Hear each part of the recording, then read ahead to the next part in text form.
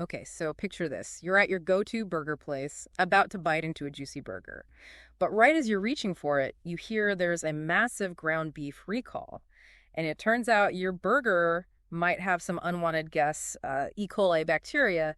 It's the kind of food safety nightmare we're diving into today, and believe me, it gets pretty interesting. Yeah, it really shows how even the most familiar foods can have these hidden risks.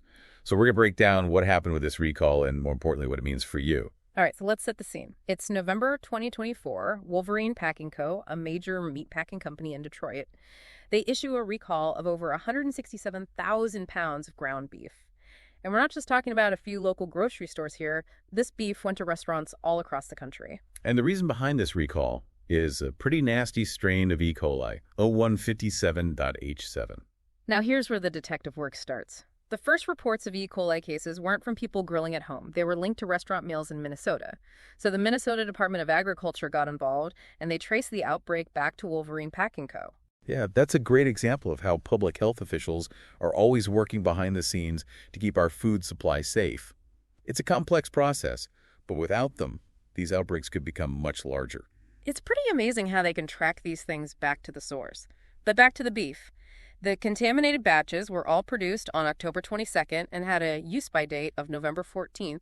I'm guessing you're giving us these dates for a reason. Absolutely. Okay. While the contaminated beef mainly went to restaurants, there's always a chance some of it could have ended up somewhere else, like in someone's home freezer if they took home leftovers. That's a good point. I'm definitely going to double-check my fridge after this. Yeah. So we've established that E. coli contamination is a serious problem. But I think it's time for a little E. coli 101. What exactly are we dealing with, and why is it so dangerous? Well, E. coli 0157, H7 is a type of bacteria that can live in your intestines and cause some pretty unpleasant symptoms, like stomach cramps, bloody diarrhea, and dehydration. For most healthy adults, it's a few rough days, but you usually recover within a week. However, for young children, the elderly, and people with weakened immune systems, E. coli can be a lot more serious. I've heard about something called hemolytic uremic syndrome, or HUS, which can happen after an E. coli infection. What exactly is that, and why is it so concerning? HUS is a rare but life-threatening complication. Mm-hmm. Basically, E. coli releases toxins that can damage small blood vessels, especially in the kidneys. This damage can lead to kidney failure, and then you would need dialysis or even a kidney transplant. Wow, I had no idea it could be that serious. That definitely puts things into perspective. So where does Wolverine Packing Co. fit into all of this? How are they responding to this outbreak? Well, they've been cooperating with the FSIS investigation, which is a good sign. They're also doing their own internal audits to figure out how the contamination happened and how to prevent it from happening again. That seems like the standard response. But is it enough? What are other companies doing to prevent E. coli outbreaks before they happen? Are there any new approaches out there that Wolverine Packing Co. should be looking at? That's a great question. Some companies are using new technologies like blockchain to track their products from farm to table. Imagine being able to scan a package of ground beef and immediately see its entire journey, including every single step of the processing and distribution process. Wait, that's a thing? That sounds like something out of a sci-fi movie. It's becoming more and more real. Blockchain could totally change food safety by creating this transparent and tamper-proof record of every stage in the supply chain. So if Wolverine Packing Co. had been using blockchain, would they have caught this contamination sooner? It's impossible to know for sure, but it definitely could have given them more insight into their supply chain and potentially helped them find the source of the contamination faster. This is fascinating. Okay, so we've got a major recall, a dangerous strain of E. coli, and a company trying to figure out what went wrong. But this Wolverine Packing Co. recall isn't an isolated event, right? Didn't we see a bunch of other E. coli outbreaks recently? You're right. There was the Grimway Farms carrot recall and the problems with onions at McDonald's, all within a pretty short period of time. It makes you wonder if these are just isolated incidents or a sign of a bigger problem with our food system. Okay, now I'm really starting to get concerned. It sounds like there's a much bigger story here about how complex and vulnerable our food supply chain really is. We can't just ignore these outbreaks and hope they go away. We need to seriously think about how we can make our food system safer and more resilient. I completely agree. In the next part of our deep dive, we're going to zoom out and look at the bigger picture of food safety. We'll explore the challenges of making sure food is safe in a global food system and discuss what can be done to protect ourselves and our families. That's where we'll pick up next. We'll be back after a quick break to dive into the world of food safety. and see if we can find some solutions to this growing problem. Okay, so we've uncovered some pretty unsettling things about our food system. But before we all freak out and never eat again, let's talk about what we can do to protect ourselves. Because we gotta eat right. For sure. And while there are some risks, there are also practical steps you can take to really reduce your chances of getting sick from E. coli. The good news is a lot of it is just common sense and good hygiene. Okay, I'm all ears. Give me the tips. First things first, cook that ground beef all the way through. We're talking 160 degrees Fahrenheit internally. No exceptions. 160 degrees, got it. But how can I be sure it's actually reached that temperature? Just looking at it seems kind of risky, even for someone who cooks a lot like me. You're right, you can't just rely on what you see. A meat thermometer is going to be your best friend here. It takes out the guesswork and gives you peace of mind. Meat thermometer, it's like a superpower for safe cooking. What else can we do besides cooking the meat thoroughly? Preventing cross-contamination is super important. Think about it. You're preparing raw ground beef, which could have bacteria on it, and then you use that same cutting board or knife to chop veggies for a salad that you'll eat raw. That sounds like a recipe for disaster. Exactly. The bacteria from that raw meat can easily get onto other foods. So always use different cutting boards and utensils for raw meat and everything else. And of course, wash those cutting boards and utensils really well with hot soapy water after you use them. So it's all about having separate areas in the kitchen, raw meat over here, everything else over there, no mixing allowed. Precisely. And speaking of cleanliness, let's not forget about hand washing. It seems obvious, but you'd be surprised how many people forget this simple step. Hand washing, it's like the original defense against germs. But are we talking just a quick rinse or like a full 20-second scrub? We're going for the full 20-second scrub with soap and warm water. Mm-hmm. And make sure you're washing before and after you handle raw meat. It's a small thing that can make a huge difference. All right, so we've got our cooking temperatures down, we're preventing cross-contamination, and we're washing our hands like surgeons before surgery. What about storing ground beef? Any tips there? Absolutely. Always put ground beef in the fridge or freezer as soon as possible after you buy it. And when you need to thaw it, do it in the fridge, not on the counter at room temperature. No, thawing it out on a sunny windowsill. Got it. What about storage times? How long is ground beef good for in the fridge or freezer? Fresh ground beef can stay in the fridge for 1 to 2 days, and frozen ground beef can last for a few months. Huh. But always double-check that use-by date on the package just to be safe. Okay, so we've got our safety checklist. Cook to a 160, prevent cross-contamination, wash those hands, and store the ground beef properly. Seems pretty doable, right? Food safety doesn't have to be super complicated. It's about being aware and taking those extra steps to keep yourself and your family safe. I like that, empowered to make safe choices. Now, even with all these precautions, is there still a chance we could get sick from E. coli? Or can we finally relax and enjoy that burger? Well, these steps definitely reduce the risk a lot. But it's important to remember that no system is perfect. Food safety is complicated, and sometimes things can slip through the cracks. That's why it's so important to stay informed about food recalls. Ah, yes, recalls. They can feel like this endless stream of warnings. Contaminated spinach, recalled peanut butter, the list goes on and on.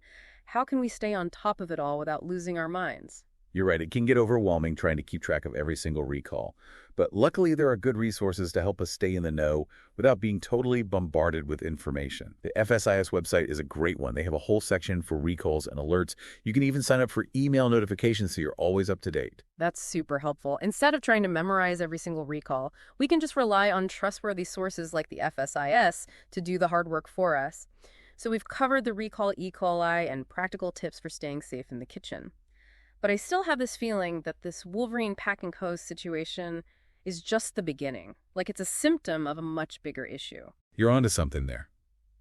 This recall and all the other recent E. coli outbreaks bring up some big questions about our entire food system. I think it's time we zoom out and look at the bigger picture of food safety.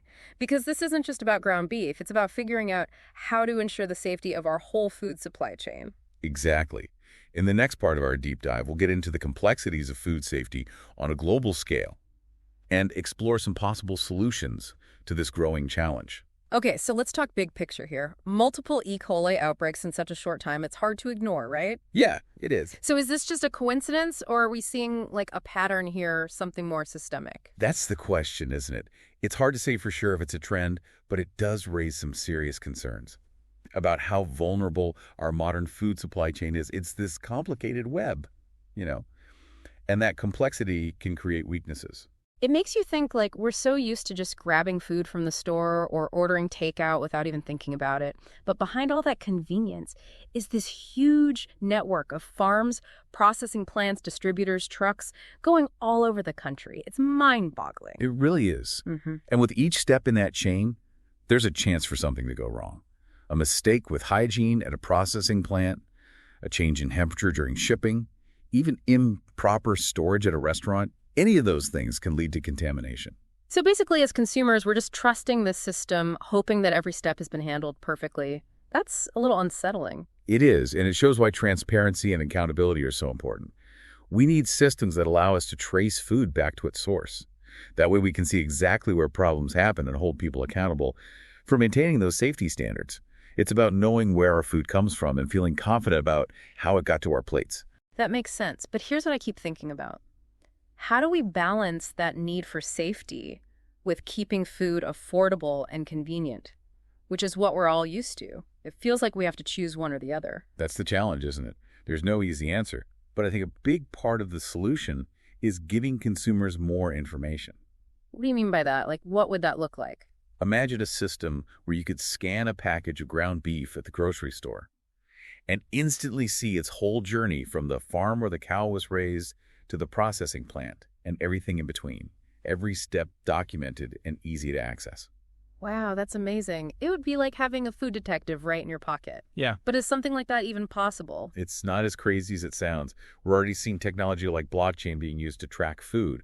Blockchain creates this secure record of every transaction, making it almost impossible to tamper with. Okay, so maybe in the future we'll be able to scan that package of ground beef and see exactly where it came from, how it was processed, even what temperature it was kept at the whole time. That's incredible. Exactly. That kind of transparency could completely change food safety.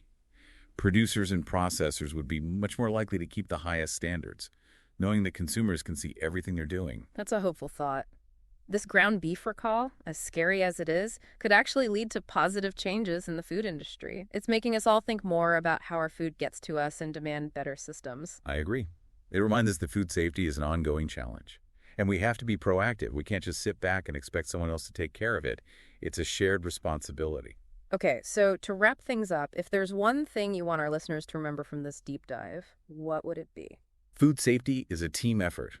Producers, processors, regulators, consumers, we all have a part to play by staying informed, taking precautions in our own kitchens, and speaking up for more transparency. We can all work towards a safer and healthier food system for everyone. Well said. Food is such a fundamental part of our lives, something we all enjoy. It's definitely worth taking the time to understand how it gets to us and doing our part to keep it safe. So to our listeners, stay curious, stay informed, and most importantly, stay safe out there. Thanks for joining us on this deep dive. Today is your lucky day. Today is the day that our $3 website works for you, paying you directly to your PayPal daily. Imagine $3 ongoing continuous payments to your PayPal account. Imagine falling asleep and waking up to $300 in your PayPal account. How would this make you feel? How could this help you?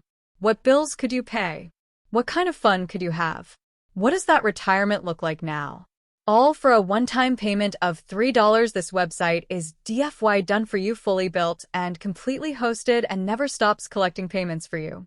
You have spent $3 on coffee on a regular, but that coffee won't help you create multiple streams of income. Click the link below.